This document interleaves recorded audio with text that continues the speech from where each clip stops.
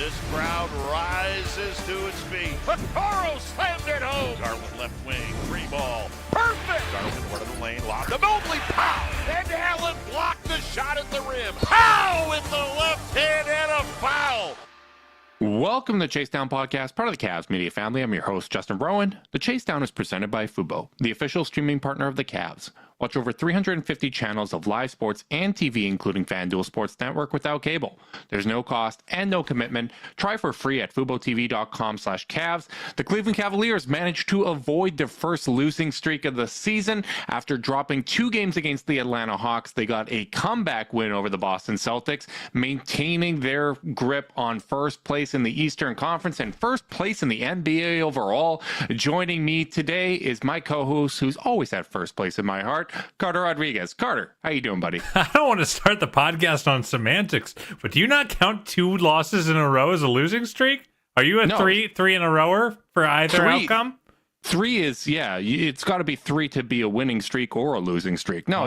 That 2's a skid. What are you talking about? Well, now is the same logic hold for wins? Yes. Okay. Just I 6-7 years in, I'm still learning about you, buddy. It's got to be 3. It's got to be a 3. I'm doing good, man. I'm thrilled. Anytime you can beat the Boston Celtics, I'm a happy man. I'm happy when Boston loses to anybody. So, when they lose to us, it's even better. And, I was just sitting as we're getting ready to go live and thinking about what a difference 12 minutes can make. Because, they're down 12 going into the fourth. And if that kind of continues to go as it was going, we're spending this podcast talking about trying to figure out how, real this losing streak is, trying to figure out if, the first 15 games were fool's gold and some stuff has been exposed. Just trying to I think those are the kind of conversations you naturally have when you lose 4 out of 5 or 4 out of 6 or whatever it would have been. But instead, you beat the best team in the NBA. You answer in meaningful ways. You overcome big adversity, and now we're riding high yet again, brother. Mm-hmm, absolutely. And, I was thinking about that too, in some ways, just kind of thinking about the takeaways, because anytime we're doing a post-game podcast, you're thinking about, okay, how am I going to contextualize this? What are, the lessons that I want to talk about? What are things that I want to focus on? And I want to continue focusing on a lot of kind of those same things because, obviously, Boston was missing Jaylen Brown as well as Derek White in this game. Those are 2 incredibly important contributors. One of them was a Finals MVP. I think in some ways I hate that the Boston Celtics exist with the Cleveland Cavaliers team being this good because, my God, is that a good team? I thought that this was overall a really well played game. The Cavs obviously had their lull in the third quarter, but for the most part, I thought that this was a very well played game between 2 teams playing at a pretty high level, especially on the defensive end. I thought that this was really a strong defensive battle for both teams. And I think, my takeaway is still that the Boston Celtics are kind of that tier 1 team in the league and the standard that we have to hold ourselves against.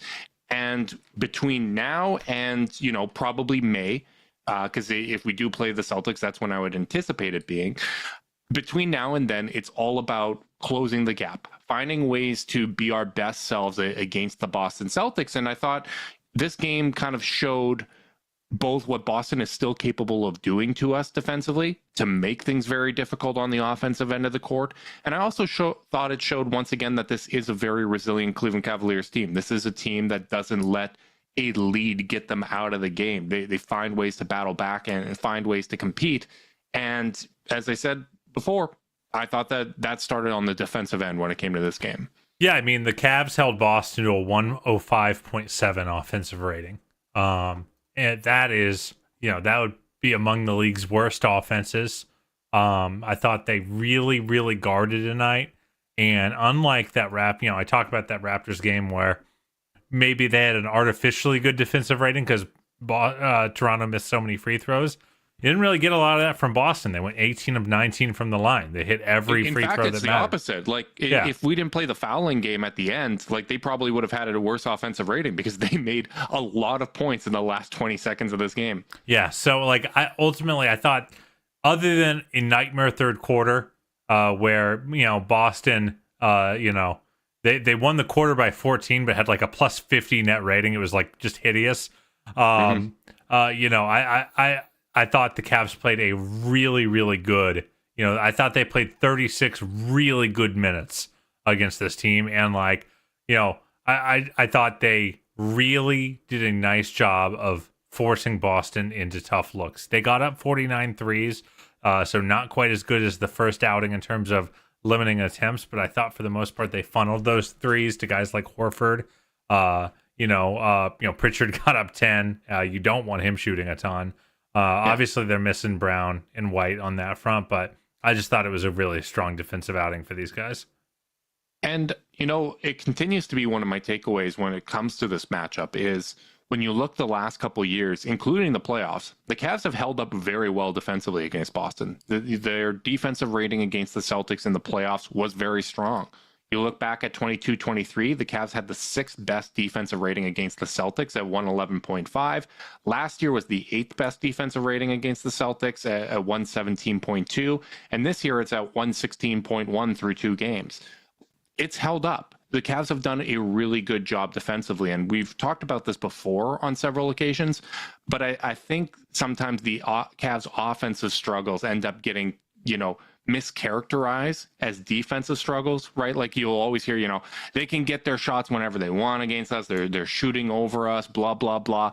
Like it, and really what it usually comes down to is the Cavs aren't able to get their own offense off. And I think so much focus on Boston comes down to what they are capable of doing on the offensive end, where we don't talk enough about how great they are defensively, right? They have two of the best guard stoppers in the league. Obviously, one of them was out.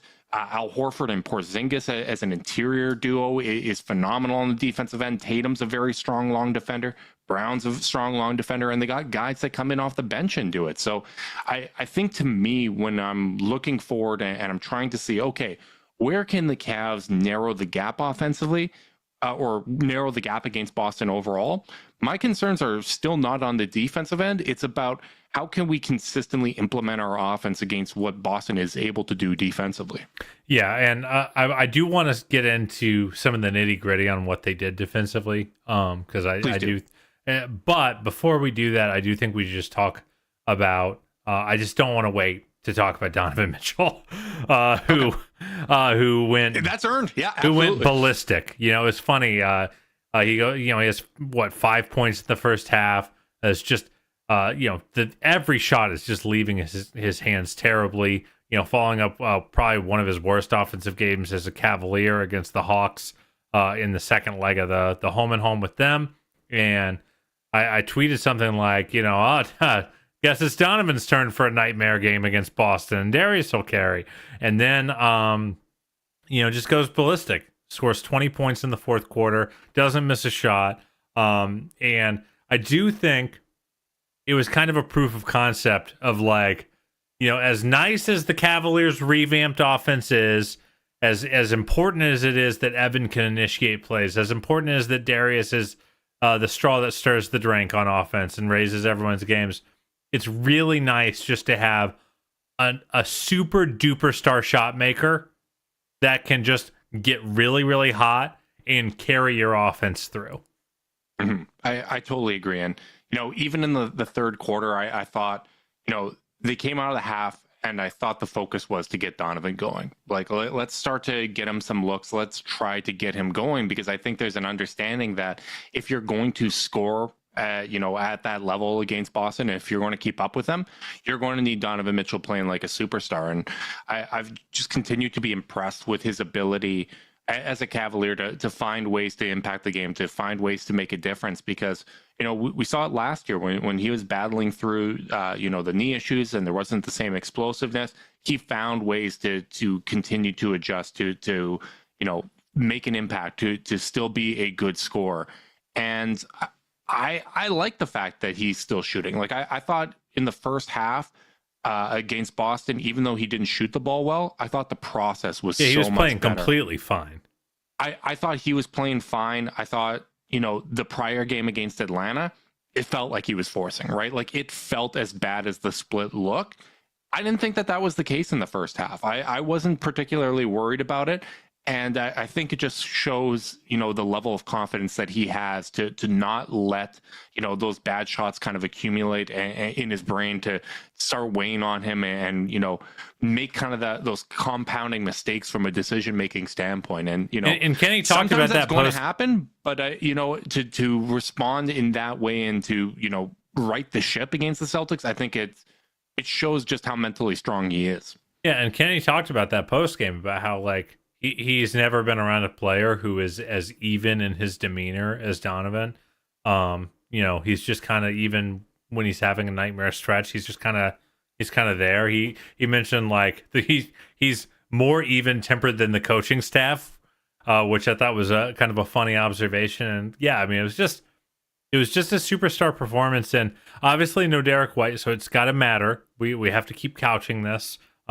Even though no one ever apologizes for our injuries, we're going to, if we ask for context for us, we'll give it to them. But I do think it's just yet another example, even in the first game where Donovan wasn't his most efficient. And I maybe didn't like the process quite as much as I did in this one. Donovan has been able to score on this Boston Celtics team now. We have, we have 4 games of playoff sample size to look at.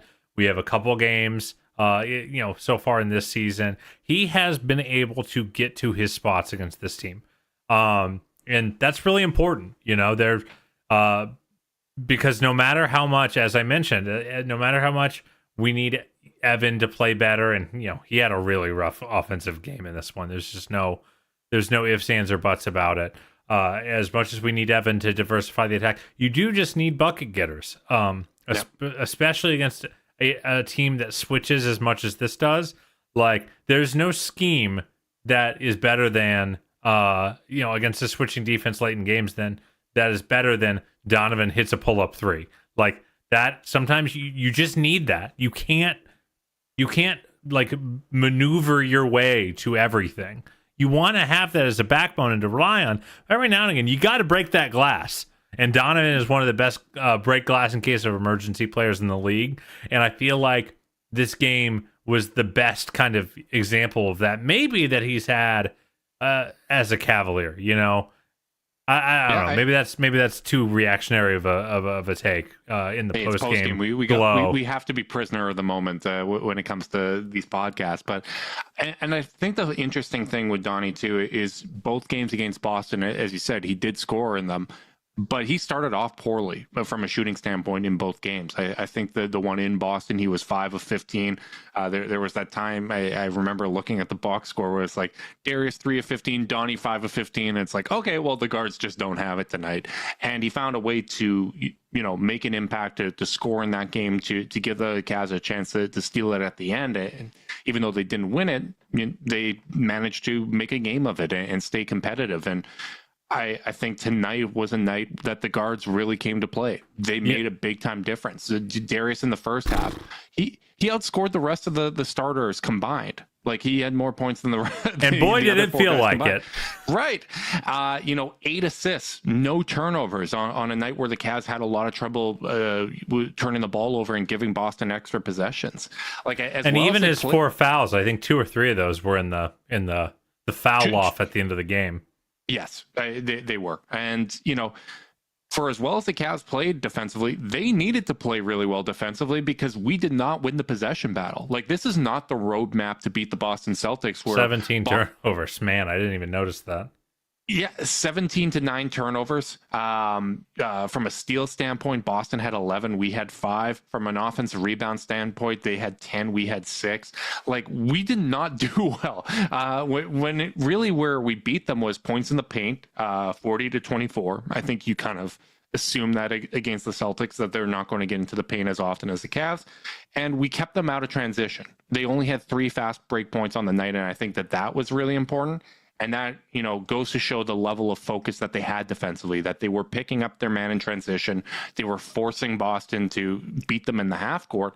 And I think that went a really long way. But looking at this game overall, obviously, Darius in the first half, Donovan in the fourth quarter was the biggest part of why we got the win offensively. But when I'm looking at these kind of two matchups, what we need to figure out for the next game against the Celtics, and we have two more matchups against Boston this year. I think what we need is to find a way for the bomb to not fall out for one of our core guys. Like, Boston's going to give you avenues to attack them. You just need, you don't need Darius going 3 of 21. You don't need Mobley just making 1 or 2 shots, 4 of 13 tonight. Like, just need B+ from everybody, and then whoever has it going that night can maybe push them over the top. But I think finding a way to kind of get a healthier shot diet and a healthier balance along the core when it comes to this individual matchup is going to be kind of one of those tests for Cleveland. Yeah, it's funny though, I don't think Evan was put in a bad spot in this game. Like, I think he just played bad.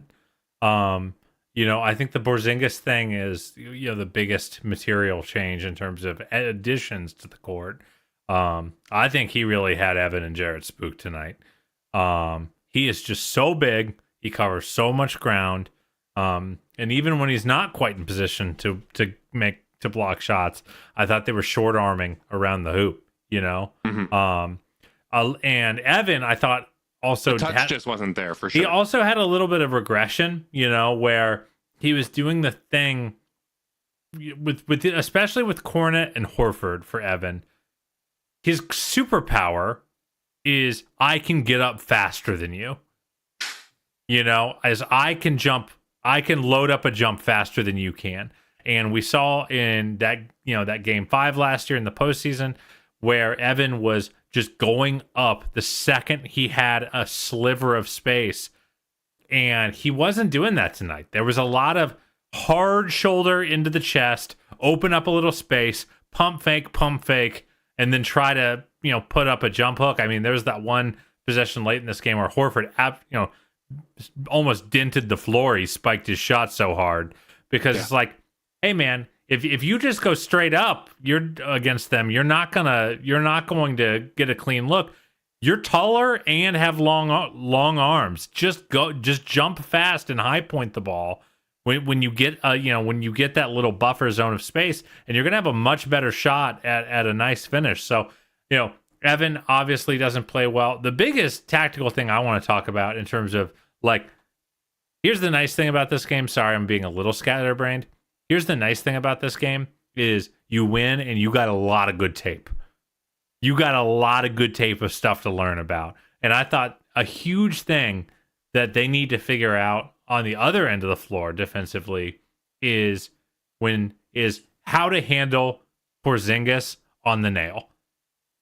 Because you can switch a lot easier and put Karis LeVert or Isaac Okoro on Al Horford in that spot, and he's not gonna kill you, and you're not gonna have to send help, or you can send it in a way that doesn't compromise your shell. Whereas Porzingis, I thought Boston's best offense tonight was easy switch into Porzingis with Garland or Karis LeVert or even Isaac Okoro on his hip, because that is a mismatch for Boston every time.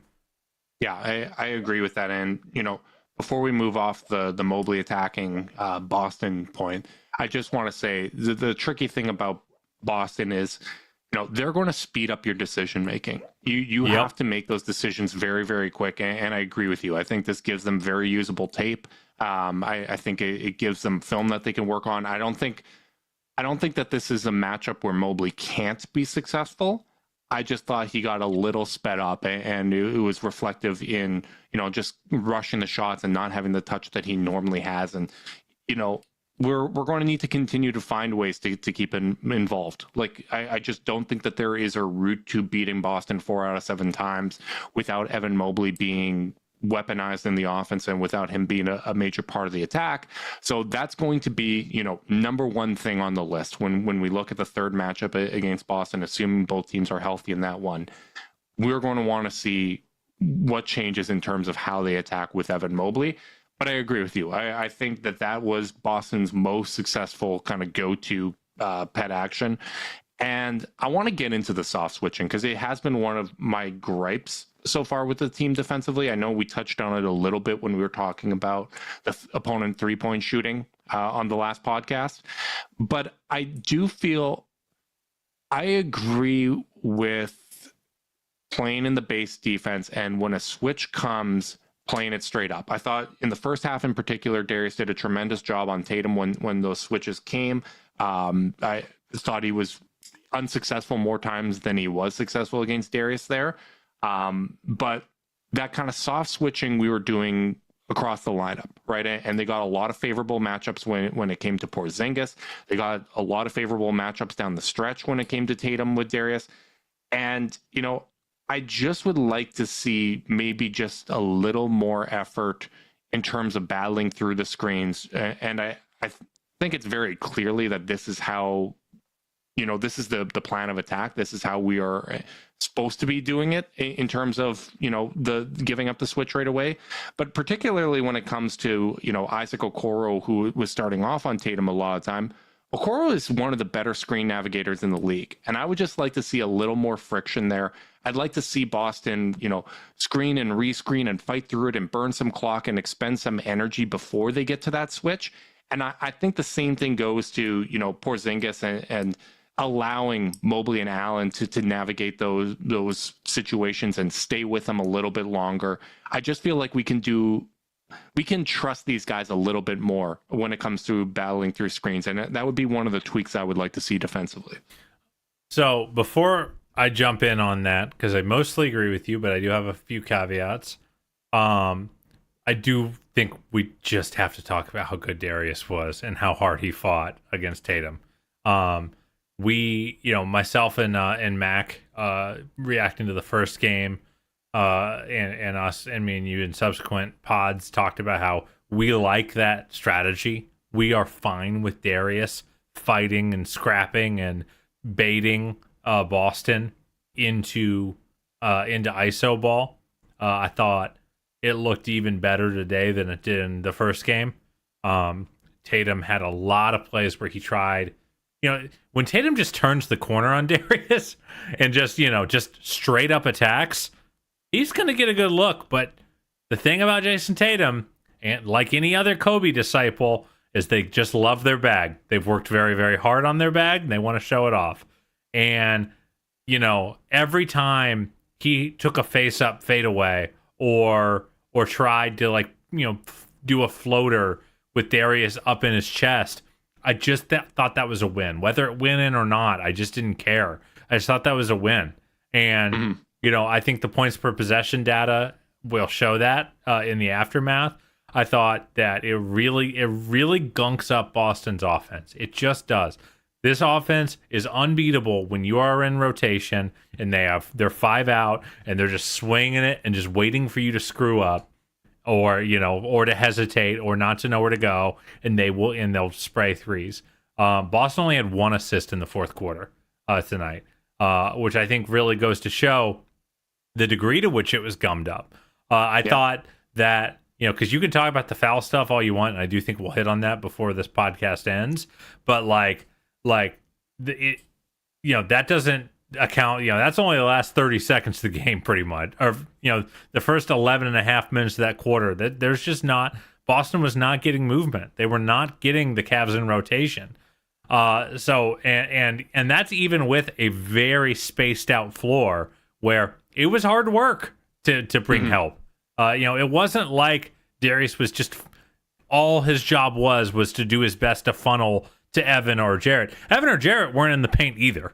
A lot of this was just Darius working really, really hard, guys digging at the right times and all that stuff. So Darius has to get a ton of credit. Kenny Atkinson was asked straight up, like, hey, you're really putting Darius out there to get attacked. And he's like, yeah, I told him. I'm like, dude, we're not going to hide you anymore. We're just like, I think you're good enough. You think you're good enough. And we don't want to compromise what we're doing just to make it look nicer on you. And I thought that was one, the exact kind of challenge you want to see from your head coach. And two, like speaks to some of our gripes in the past. Is this team has, when they have not defended at the level we'd like to see, me and you have mostly felt it's because they've compromised who they are, in response to a matchup or whatever it may be. So super appreciated Darius's effort. He has to get a ton of flowers for the kind of effort he put in tonight. Now, to speak to your switching comment, I think you're right, but I do think they should work a little harder to make the other team like actually earn the switch. Mm-hmm. However, couple caveats against Boston. That's really dangerous because everyone can slip and everyone will fire the second that they get a centimeter of room. So sometimes a soft switch might be better because at least you're just not conceding the chance of a slip. Mm-hmm. So that's point one.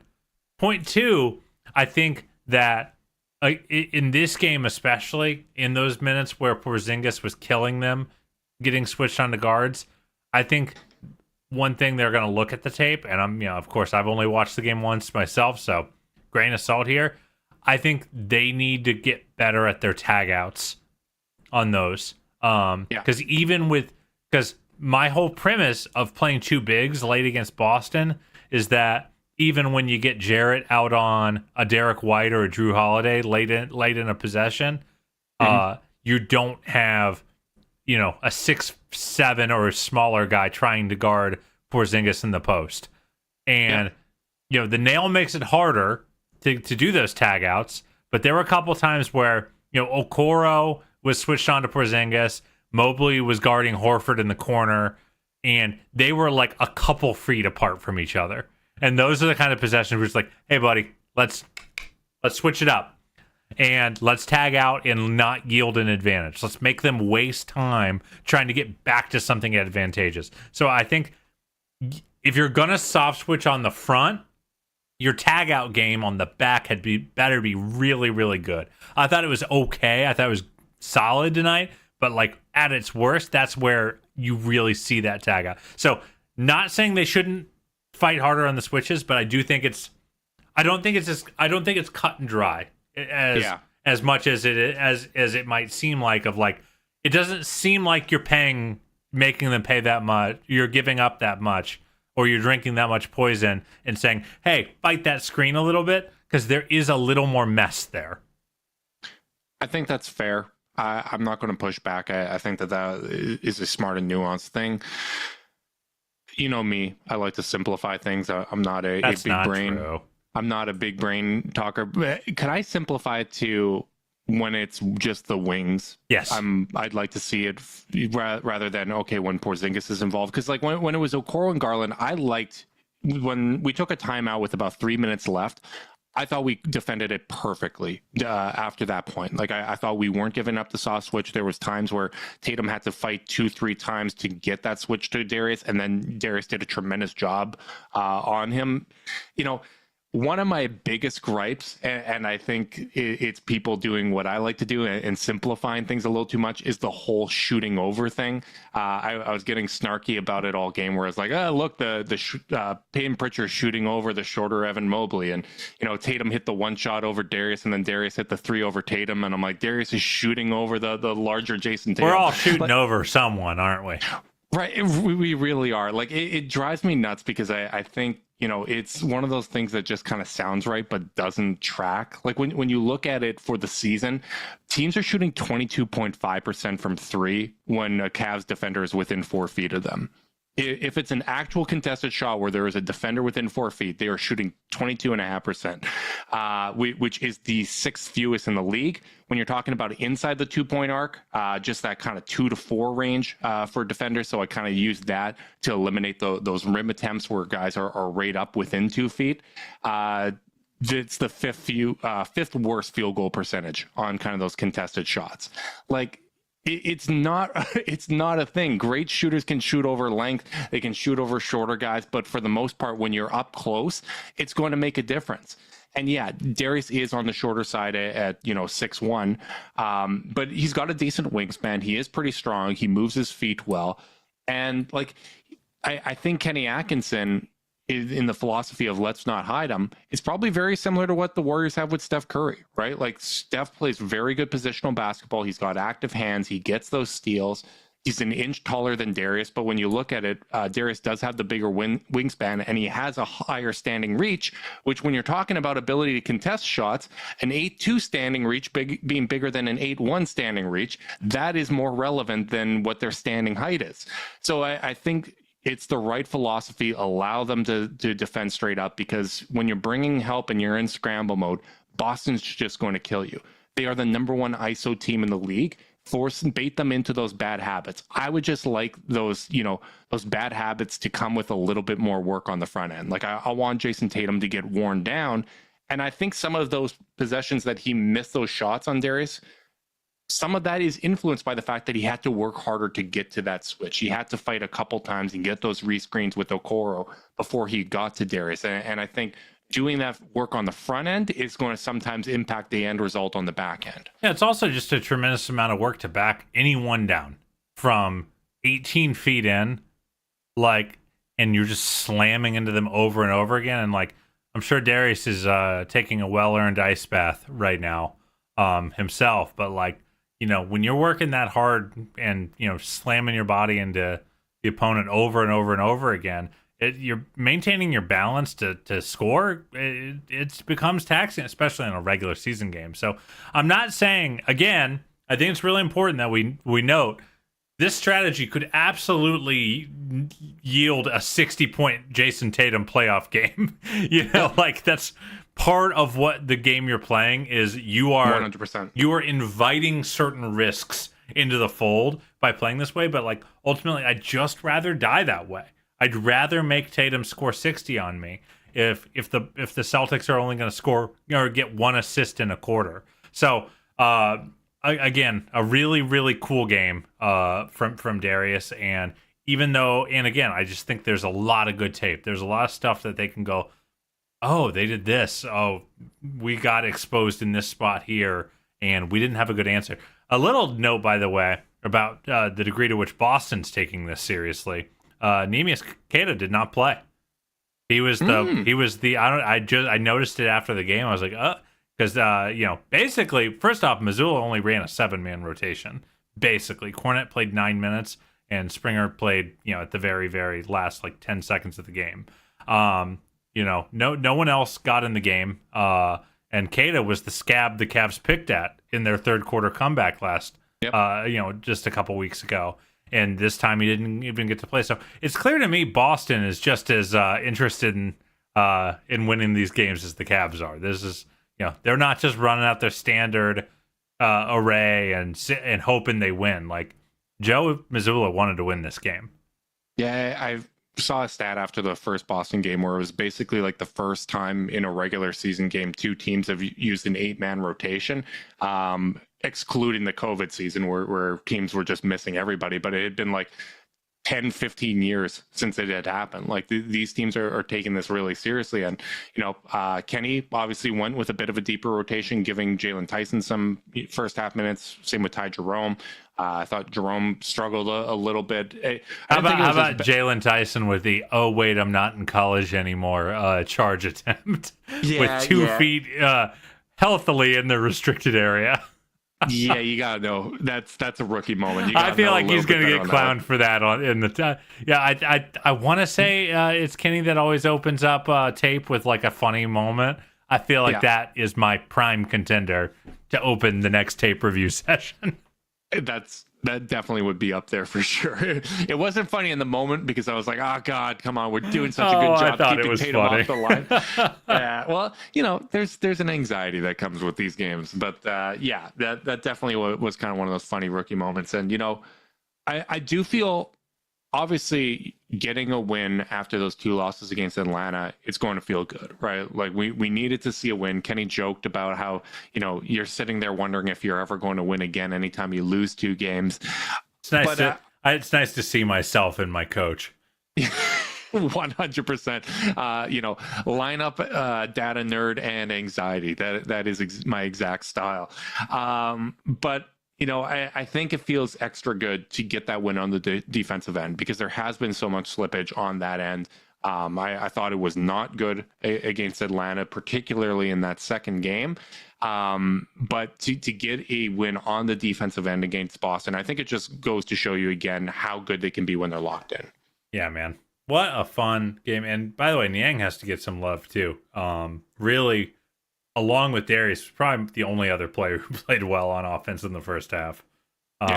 Hit some timely shots, high pointed a ball to end the game. Like that. I thought Niang needed a game like tonight. I feel like he's had a rough run of play as of late, just not hitting shots at a particularly high level. Starting with that Toronto 0 for 8 stinker. He was, oh gosh, he was 2 for his last 19 from 3 going into the night. Oh my goodness. And I feel like it had been particularly rough above the break, and he hit those 2 in the first half that the ball just swung to him above the break and he knocked it down. It was great to see George out there contributing, and I thought, he battled hard on the defensive end. Obviously, it's not the easiest matchup for him, but you are correct, and I feel bad. I didn't have Niang in my rundown at all. It's tough to keep track of stuff when you're watching things. It's tough to keep track of stuff when you're in a meeting. That's why tools like Zoom AI and Companion are just so helpful, because only you can do your best work. Zoom AI Companion can help you do the rest, like automatically taking notes, answering meeting questions, and helping you respond to your coworker. Available at no additional cost with eligible paid plans. Work happy with Zoom AI Companion. Justin, is it time to talk about fouling? Yeah. I think it's time. Time. You take the lead. Okay, so I think it's important in the spirit of accountability and transparency to say that this has historically been we don't like fouling up 3 podcast. Nope. We are 2 old heads that prefer going out on your shield. And if you die honorably. And that was in previous regimes, that was clearly the Cavaliers' philosophy, and that was something that I liked. That there's a team that did not foul up 3. They still, and it really never burnt them, which was weird. I can't think of a single time it really killed them.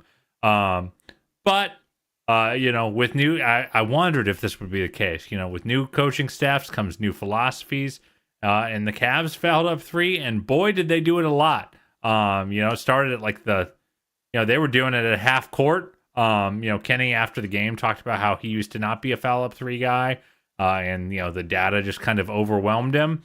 But with that said, I was getting ready to be pretty grumpy with how they did it, because they were fouling so early in the shot clock and with so much time left in the game. And I was like, that feels like it's introducing variance, man. Yeah, and like the whole point is that the numbers favor you, but if you're exchanging 12 trips to the free throw line, my concern was you're just adding more opportunity for us to miss a free throw. And there's more possessions, yeah, more possessions, more trips at the free throw line, more chances for us to give up our advantage. We're playing from an advantage spot. We're basically creating an environment where we might give that up. And Kenny said in the post game that, hey, that was actually a little bit of a different strategy. Normally I like to wait till there's 10, 11 seconds left on the shot clock. I'm paraphrasing here, but he was like, I just don't want Pritchard to hit another step back 3 on us.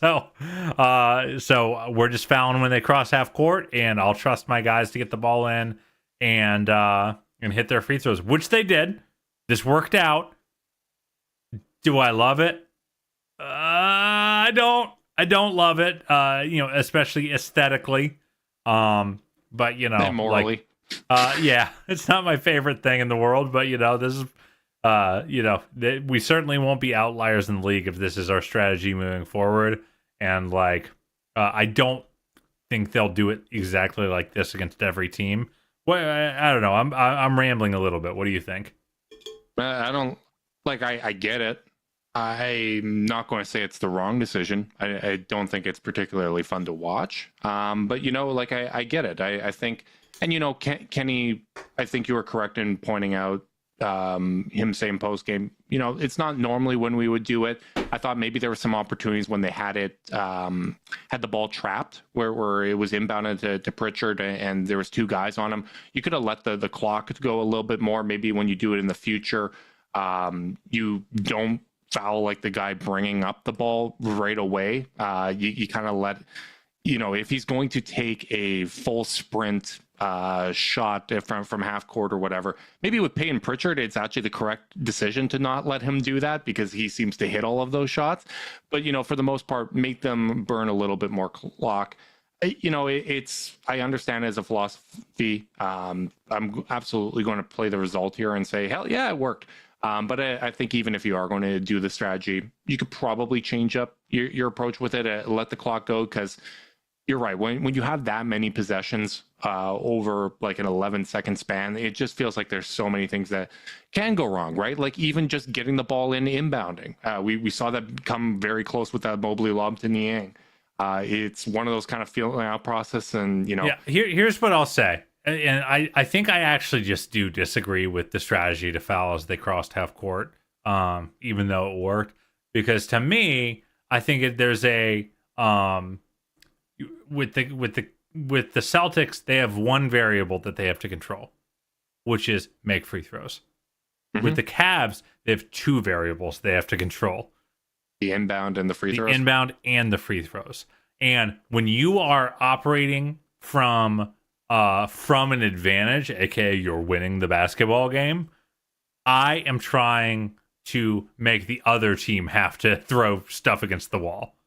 Yeah. It felt like, and smart minds can disagree. This is not an objective take by any means. This is definitely my, if I'm coaching the team, and thank God I'm not, but like that, I do think I would not, even against a team as prolific as the Celtics, I am doing whatever I can to I'm going to trust my players. I'm going to trust my players to get 10, 15 seconds in the shot clock, then foul before danger has arisen. Mm-hmm. I think one of the upsides to doing it, we like to thoroughly think through every topic on this podcast and play devil's advocate. One of the nice things about doing it is you don't have to make those offense-defense subs. And as you run out of, timeouts and whatnot, you are able to kind of leave your offensive personnel out there for the most part because you're not letting the other team get those shots up. And I think that's one of those things, situationally that's a benefit. But for the most part, I agree with you. But as long as it's allowed, I understand kind of the science behind it and the numbers behind it. So yeah, again, I think it's objectively been the right choice to foul up three for a while. The how is important. But also, it's a team that hasn't done it. They don't have any muscle memory doing it. So maybe fouling at half court. One thing from the variance front that I didn't acknowledge in favor of fouling the way the Cavs were fouling was that it's really hard to mess it up. Mm-hmm. like it's really easy to. Now I waited a half second too long, and now Tatum's in the air shooting, and I tried wrapping him up, and now it's a 3-shot foul or whatever it might be. Like. It's easier to mess that kind of stuff up in that context. So, I don't know, man. That's a smart point. Hang on. Let me be a homer for just 1 second. We wouldn't have been in this situation if Peyton Pritchard wasn't allowed to shove with his off arm. Yes. That solves the whole thing. I'll allow Tatum to do it. I get it, stars and whatnot. But Peyton Pritchard, what are we doing here? Oh, man. I messaged you about it privately already. But the post up on Darius where he walks him to the block and under the rim with his off arm fully extended almost the whole way down. I was like, what are we doing here? Well, I guess it is allowed because they did win the challenge where he did that to Okoro. So I don't know, man. I don't know. That stuff just drives me crazy. It's the push offiest team in the league. I think maybe this is our karmic retribution for 10 plus years of LeBron doing it. It must be, honestly. It really must be, because to me, the off-arm push is the Celtics version of the Warriors moving screen, and it's just going to be that thing that I hate about these matchups. Yep, it's gonna, and most importantly, if I may get really whiny, it's the off-arm push followed by the missed field goal attempt, followed by the complaint that they didn't get a call. That's when I really get worked up, and Pritchard is the king of that. As long as there's the miss, I will absolutely live with it. I do want to talk about those two losses against Atlanta, because I really did feel like it was a tale of two losses, where the first game, I didn't hate it. I thought it was honestly that the Cavs played a game plan that they've done for a lot of this season. And I actually thought, this was maybe a good loss for them to take, because they turned up the defensive effort in the fourth quarter. I thought that they did a really good job against Atlanta defensively in the fourth quarter. There was, that frustrating trade travel that didn't get called that led to a 3. But for the most part, they bottled Atlanta up. For the game, Atlanta got 23 wide open threes with no Cavs defender within 6 feet of them. In the fourth quarter, there's only 3 of those. But the Cavs didn't hit their open shots. And I think that that's been a big kind of thing for them this season, where in some of these matchups, they have kind of coasted a little bit. They flipped the switch in the fourth quarter, and they got their makes, and they got the stops that they needed. And I thought that this was maybe hey, you know what? There's some bad habits here to clean up. And sometimes it's good that you don't get away with it. Maybe this is one to learn from. The Friday game, the afternoon game, was awful. I thought that the Cavs just struggled offensively. They didn't get good looks. Donnie had an awful game. Jared had an awful game. And I thought that was, if you want to write it off as an afternoon game, that's a little weird after the day a holiday. After a holiday, yeah. Like maybe it's that, but as frustrating as it was to see the Cavs give up, 23 wide open threes for Atlanta in that first game, the Cavs had 33 of their own. The difference was Atlanta went 12 of 23 on their open threes, while the Cavs went 10 of 33. Like, we got 10 more and we made 2 fewer. So I don't think either team was playing particularly great defense. I don't think it was, Atlanta solving the Cavs offense or anything like that.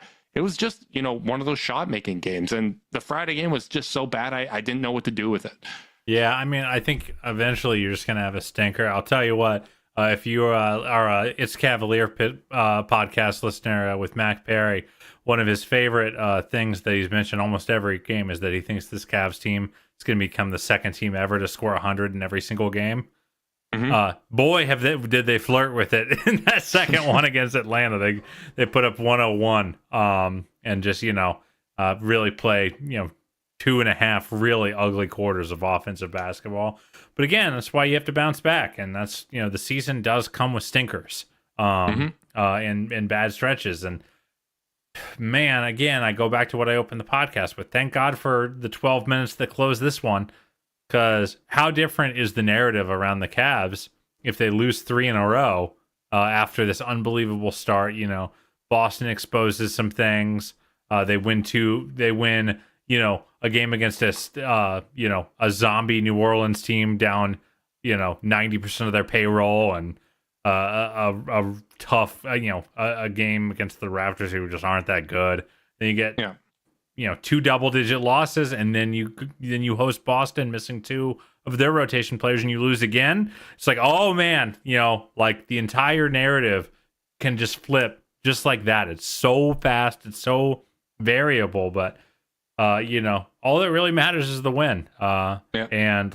And now you go into a couple more home games against Washington and Denver, and you're feeling really good shape against that Washington team. This Denver team has certainly bounced back, but it does feel like a great opportunity to be back on track.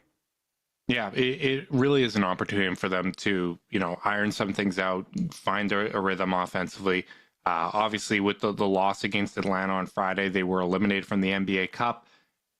One of the upsides of making it, or one of the things I was kind of excited about, was if they did make the Cup, maybe we got a 5th matchup against Boston, which isn't great from like a wins and losses standpoint, but it would be kind of fun because we want to continue to get these tests against the Celtics. But they're going to get some easier matchups as a result of that. I'll take it. But they do have this Thursday game against Denver, and Denver is an NBA championship team. I know that they're missing some bodies, but you're still going up against arguably the best player on the planet in Jokic. And I think that especially for a team that's continuing to try to develop Mobley and see what he's got, how they do in that matchup is going to be really interesting. But that second game against Atlanta, it's frustrating too, because I honestly thought it was a better defensive performance. Like you look at it, the Cavs allowed 18 open threes. And just for a little bit of context, when I'm talking about these wide open numbers, the league average is 19.3 wide open threes to give up a game. The Cavs give up 19.4, so they are pretty much exactly league average. We'll see where that is after tonight's game.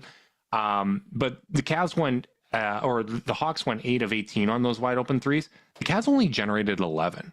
Usually we get way more open shots. And I think that was really reflective of, just how gummed up the offense looked, how much of a struggle it looked like. They definitely, had some struggles with the Hawks wings. Donnie had his worst game of the year. I thought Allen had a terrible game as well. The Hawks have some players, man. They are. Someone in our Discord was like, I get why certain national media guys are always kind of obsessive about the Hawks.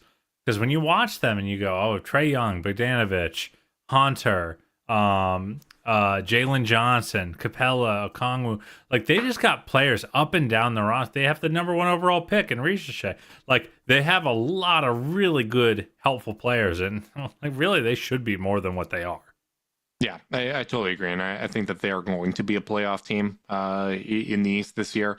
I would expect them to make that top 8, and maybe that's a first round matchup for the Cavs. It's certainly possible. I don't want that. I don't want it either. I got the demons of the play-in. Honestly, the first loss against the Hawks was a little too reminiscent of it, where we're up pretty comfortably, and then Trae's hitting some shots down the stretch from half court. Fell out. Yeah, and you know what the worst part about it is? Like, I'm not a fan of Trae Young's game. I hated that he was playing normally, and like it wasn't constant griffing. It wasn't jacking up a ton of shots. Like he had his career high in assists. Like I thought he played like a normal basketball player and killed us, and that made it so much worse than what he normally does. I don't know why it made it worse, but it's like I can't even hate on you for like throwing your body into defenders and getting bailed out all the time. Like it was just straight up good games from them, and tip of the cap to the Atlanta Hawks. I thought that they played 2 really good games, and coming into this game when I was watching the Cavs struggle in the third quarter offensively, my thought was that it was more reflective of where the Cavs are currently at and the offensive funk that they have to work their way through, rather than the gap between these teams. Like that's truly how I felt, and I'm just so happy to get out of that one with a win, because I do think it's something that you can build off of. You get a game against an easier opponent in Washington, and then a test Thursday against Denver. I think this is a nice homestand, and this is a good start to it. I love playing Denver. It's just, I feel like our 2 styles mesh really well. It's fun. I mean, Jokic is my favorite player to watch in the league, and like it's just fun watching him test our team. It almost feels like you went to like basketball IQ school, and you're taking your final test to see, hey, are you actually smart? Because you're playing a genius. So yeah. It's really, really fun. I'm excited. This is gonna be a fun week. Yeah, and coming off a strong defensive performance, let's see how the Cavs hold up against Denver. I think that's going to be really, really interesting, and to see and kind of dissect exactly how we approach that game. So, with the trappiest trap game against the Washington Wizards, who went winless in November. The benefit of what we've just gone through, with those 2 losses against the Hawks, and then, a pretty rough third quarter against Boston. I don't think there's a lot of content players in that Cavs locker room, so I'm not worried about it. I think you're just trying to keep a streak going of saying trap games on the podcast. Like I feel like you've said it every single damn podcast. Damn right. I'm trying to emotionally protect myself. This isn't about analysis. You're a coward. It is what it is. But I love you anyways, and I love our listeners. Big thanks to everyone that tuned in live on YouTube. Make sure you guys like and subscribe. Click that notification bell so you know when we're going live. If you're listening via podcast and you want to support us, leave us a rating, leave a review, subscribe, unsubscribe, resubscribe, and help cook those books. If you want to be part of Chasedown's exclusive Discord chat, send a screenshot of their review to chasedownpod@gmail.com. However you choose to support us, we really do appreciate it. Make sure you guys are staying safe out there. Until next time, go Cavs.